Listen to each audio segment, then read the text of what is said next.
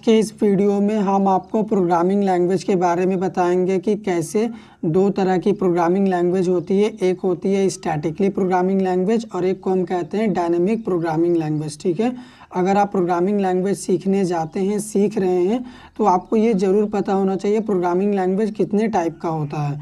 तो चलिए हम स्टार्ट करते हैं। Difference between statically typed and dynamically typed language, इन दोनों में क्या अंतर है और ये दोनों किस तरह की लैंग्वेज होती है। स्टैटिकली हम किस लैंग्वेज को कहेंगे, डायनेमिकली टाइप्ड लैंग्वेज हम किस लैंग्वेज को कहेंगे। तो सबसे पहले स्टार्ट करते हैं, स्टैटिकली टाइप्ड लैंग्वेज हम किस लैंग्वेज को कहते हैं। ठीक है, the languages which force the user to define the data type before initialization of a variable called statically typed language. Statically typed languages में वो सभी प्रोग्रामिंग लैंग्वेज आ जाती है जो हमें फोर्स करती है, जो यूज़र को फोर्स करती है कि अगर आप कोई भी वेरिएबल डिक्लेयर कर रहे हो, कोई भी वेरिएबल बना रहे हो, अपने प्रोग्राम में यूज़ कर रहे हो, तो उस वेरिएबल को बनाते समय ही आप उसका टाइप डिफाइन करो, डेटा टाइप उसका बताओ कि उस वेरिएबल का टाइप क्या है, तभी आप क्या कर सकते हो, उस वेरिएबल को यूज़ कर पाओगे अपने प्रोग्राम में। नहीं तो ये लैंग्वेज क्या करता है, हमें एरर देता है। जैसे अगर मान लो हम कोई वेरिएबल बनाते हैं और उसका टाइप नहीं देते हैं, तो ये जो स्टैटिकली टाइप्ड लैंग्वेज है, इनके पास जो ट्रांसलेटर होता है, कंपाइलर और इंटरप्रेटर, उनके पास इतनी कैपेबिलिटी नहीं होती है कि वो वेरिएबल के टाइप को खुद से जज कर सके। ठीक है, इसीलिए हमें मैनुअली खुद से जाके वेरिएबल जब हम बनाते हैं तो हमें टाइप देना पड़ता है।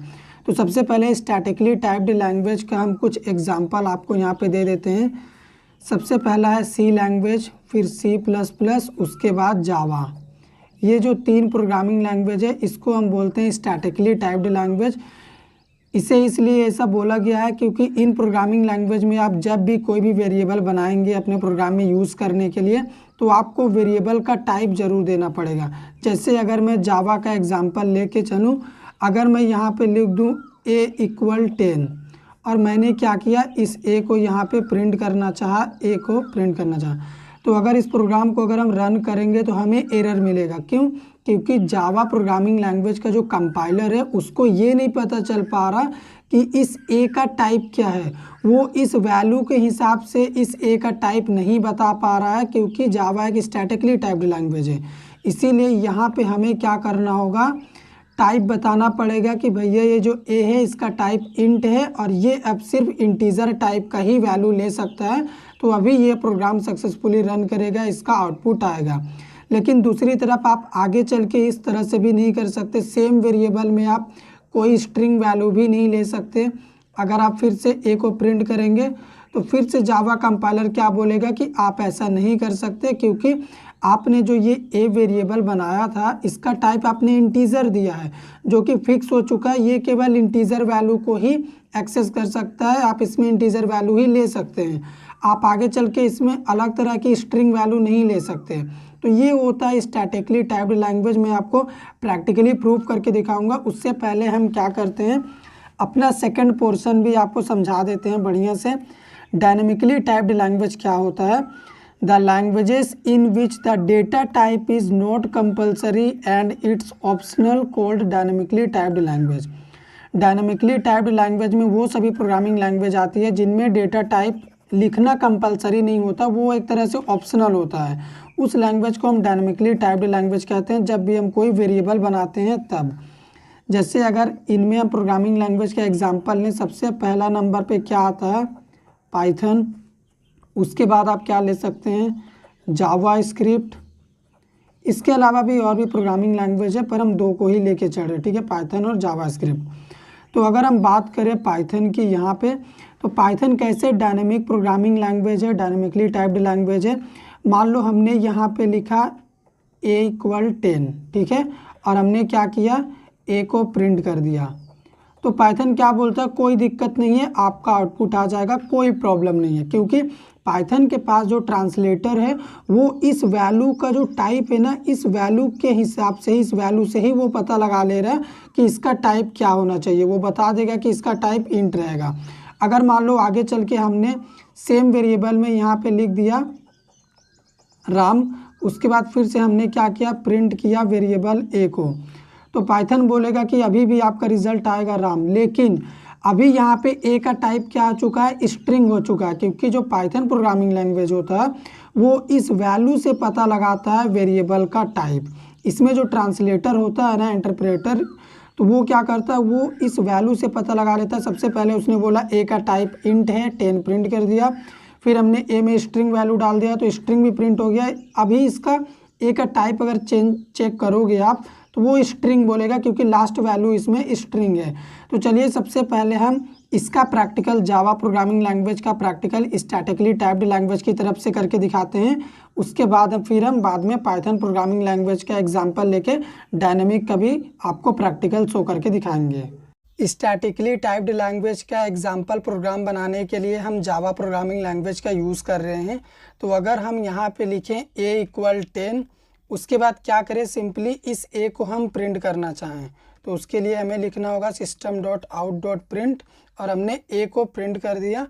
इस प्रोग्राम को अगर मैं रन करूं सेव करके तो आप इसका आउटपुट देखना क्या बोलता है। हमें कंपाइलर बोल रहा है कि ये जो वेरिएबल a है क्लास स्टैटिकली में, ये हम नहीं पहचान पा रहे, ये सिंबल क्या है हमें पता नहीं चल रहा है। ये कौन बोल रहा है, जावा कंपाइलर बोल रहा है, जो हम लाइन नंबर 6 में से प्रिंट करने की कोशिश कर रहे हैं, और लाइन नंबर 5 में जब हम इसको डिक्लेयर किए थे इस तरह से। तो जावा बोलता है कि जब भी कोई भी वेरिएबल बनाओ तो आप उसका टाइप बताओ, तभी जाके हम आपको अलाउ करेंगे उस वेरिएबल को आगे यूज़ करने के लिए। तो अभी देखो इसका टाइप हमने बता दिया है इंट। आप प्रोग्राम को रन करते हैं तो देखो यहाँ पे रिजल्ट आ चुका है। तो स्टैटिकली टाइप्ड लैंग्वेज अपने प्रोग्रामर को यानी यूज़र को फोर्स करते हैं कि वेरिएबल डिक्लेयर करते समय ही इसका टाइप बताएं, तभी वो प्रोग्राम में आगे हमें वेरिएबल को यूज़ करने का अलाउ करते हैं। क्योंकि इनके पास जो ट्रांसलेटर होता है कंपाइलर, वो इतना इंटेलिजेंट नहीं होता है कि खुद से पता लगा ले कि इस ए का टाइप क्या है। अब अगर आगे चल के सेम वेरिएबल ए में हम कुछ इस तरह का वैल्यू रखें, ठीक है, और इसी लाइन को हम फिर से क्या करें, यहाँ पे प्रिंट करने की कोशिश करें, तो जावा हमें ये भी अलाउ नहीं करता है। अगर इसको भी हम रन करा के आपको दिखाएं, हमने कंपाइल करा तो यहाँ पे देखो क्या बोल रहा है, इनकम्पेटेबल टाइप्स, ठीक है, string can not be converted to int. Java बोल रहा आप ये जो कन्वर्ट करने की कोशिश कर रहे आप ये नहीं कर सकते, क्योंकि आप एक इंटीजर टाइप के वेरिएबल को स्ट्रिंग टाइप में कन्वर्ट करने की कोशिश कर रहे हैं, तो ये आप नहीं कर सकते। तो ये होता है स्टैटिकली टाइप्ड लैंग्वेज। अब चलिए हम आपको पाइथन प्रोग्रामिंग लैंग्वेज का यूज़ करके डायनेमिकली टाइप्ड लैंग्वेज का एग्जाम्पल दिखाते हैं। मान लो यहाँ पे भी हम सेम वेरिएबल बनाते हैं, ए नाम का हमने वेरिएबल बनाया जिसमें हमने 10 वैल्यू डाल दिया। अभी हम क्या कर रहे हैं, प्रिंट फंक्शन की मदद से ए को प्रिंट कर दे रहे हैं। तो अगर इसको हम रन करें, यहाँ पे रन वाले ऑप्शन पे हम जाते हैं और रन करते हैं, तो आप देखो यहाँ पे रिजल्ट क्या आया है, आप ब्लू कलर में देख सकते हो बहुत ही अच्छे से, यहाँ पे 10 प्रिंट हो चुका है। तो यहाँ तक तो कोई दिक्कत नहीं है। लेकिन इसमें एडवांटेज हमें क्या मिला कि देखो हमने वेरिएबल का टाइप नहीं बताया, फिर भी हमारा आउटपुट आ गया, क्योंकि पाइथन का जो ट्रांसलेटर है इंटरप्रेटर, उसने इस वैल्यू के अकॉर्डिंग ही पता लगा लिया कि इसका टाइप इंट है। अगर आप ये भी पता करना चाहते हैं तो आप ये भी कर सकते हैं बहुत ही आसानी से। यही तो पाइथन प्रोग्रामिंग लैंग्वेज का खासियत है कि ये क्या करता है, रन टाइम में वेरिएबल की वैल्यू के हिसाब से पता कर लेता। अगर हम ए का टाइप पता करना चाहें तो हम कर सकते हैं, F5 से प्रोग्राम को करते हैं फिर से रन। तो अभी देखो वैल्यू क्या आया है, रिजल्ट 10 आया है, और यहाँ पे टाइप देखो इंट, क्योंकि अभी ए में क्या वैल्यू है, इंटीजर वैल्यू है।